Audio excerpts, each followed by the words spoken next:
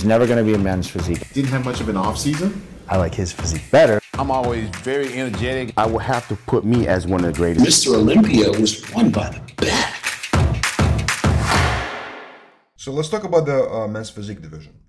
Yeah. Now, I think they launched it officially at Olympia in 2012 or 11, right? Something like that. Yeah, I think, yeah, 12. No, was it 13? 13, yeah, possibly 13. 2013. So if you look at the, like, if you go online and you look at the pictures from that and then continuously, look to now, you can see a drastic difference, right? I mean, in your opinion, how was it progressing, the division? How was it changing? So obviously, in every class it evolves, doesn't it? And men's physique, because it started off a bit softer and smaller and whatnot, when you're being judged by the likes of Steve Weinberg and Tyler Mannion and stuff, where they're drawn to big, but they've judged bodybuilders all their life and stuff, and because the class is getting so popular and the standard is getting better and better, the only way you feel like men's physique can evolve is that guy being slightly bigger and even harder, that guy being even bigger the year after, but even harder. And that's kind of where it's gone. And it's where does it stop, or how do they regulate it? Because for me, some of the guys in men's physique can't fit in their classic physique height to weight ratio, so they drop into men's physique, where for me personally, I don't think that should ever really be able to happen.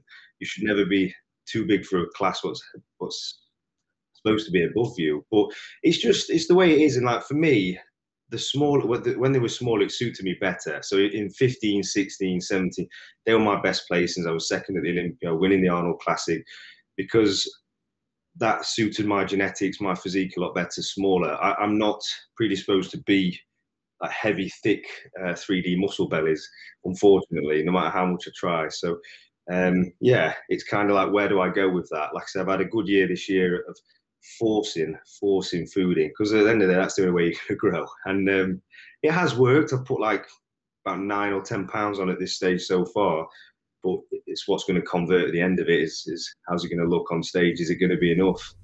Well, that's a great point. It's definitely, like, if you look at the pictures, like I said, it's progressively getting, the guys are getting bigger, obviously, right? So, yeah.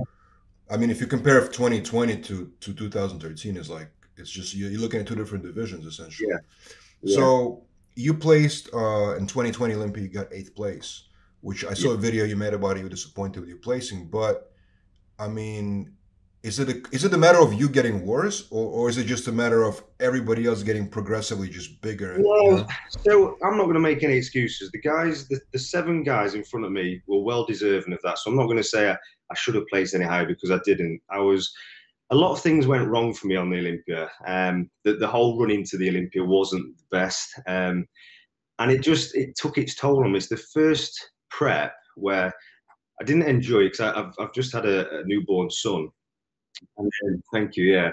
So for me, I was told I had to go to Dubai to quarantine in Dubai for 3 weeks, then fly to Washington then to Orlando and stuff. So it meant I was away from my family for over 6 weeks, and he was only like 10 weeks old at the time. So it was just filled with dread. I then caught COVID 7 weeks before I was meant to fly, which put me in bed for just under 2 weeks, 10.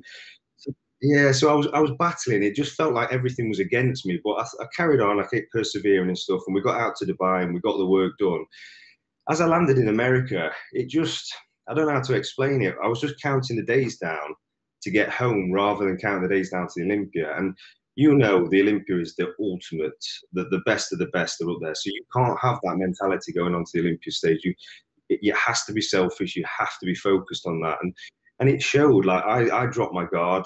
Again, I made a very rookie mistake. As I get close to the show, 3 days out, I looked okay. I looked good at 200 pounds. So I was happy at 200 pounds. I thought, if I can hold this weight, this is what I want to look like on stage. Even if I don't win, I'll know this is the biggest I've been by about 8 or 9 pounds, and I look quite full with it. So every night I was chasing that 200 pounds before I went to bed. I'd wake up at 195 through the day. I was making sure. And instead of just focusing on condition, what I've always done, I was chasing that number, and I just slowly started to soften off, spilled over, and it was just an array of things. So without making too many excuses, it was all on me.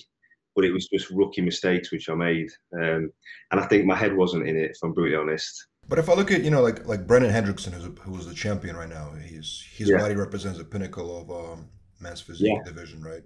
And if I look at you, right, obviously it's completely two very very yeah, not it's not the same. You know what I'm saying? Like as far as yeah, the way the physiques look, yeah, you represent like a very mainstream look, and you know you like a cover of the magazine ready. You know what I'm saying? Like yeah, you are that guy, and he's like it's just different. It's like much. yeah, It's a bigger rounder body. You know what I'm saying? yeah, So when it comes to that comparison, how do you know how do you compete really in that same division? Like how do you know what I yeah. mean?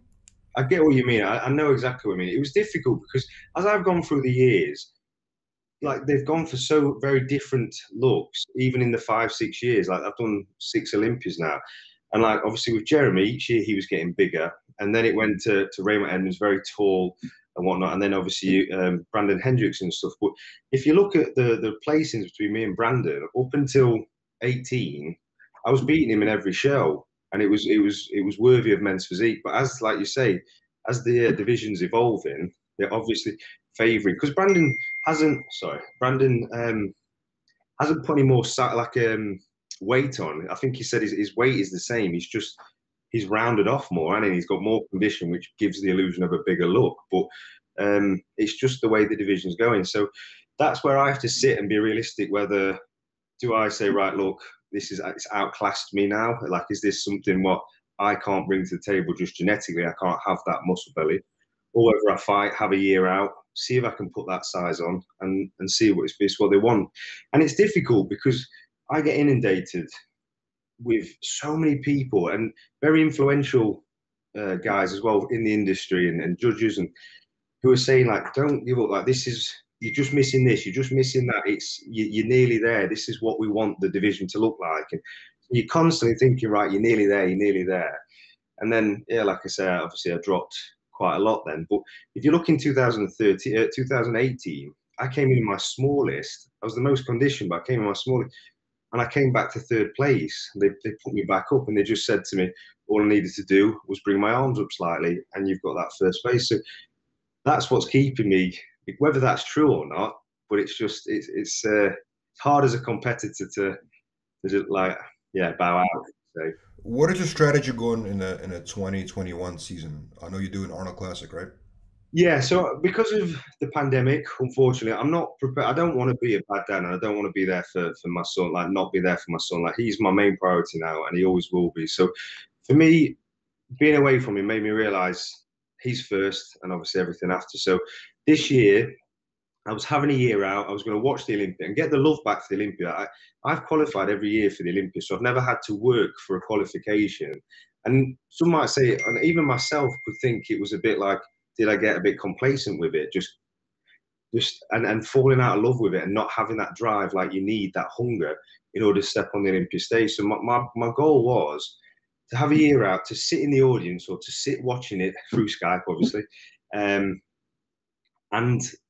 be gutted, be really upset that I'm not on that stage representing the UK. So I get that fire back, get that hunger, that dark horse, getting in the trenches again and stuff, and see if I've still got what it takes. And then the Arnold came up, and for me, it just felt like a calling because obviously the first time in the UK, I won it in 2013 as amateur. 4 years later, I won it in 2017 as a pro.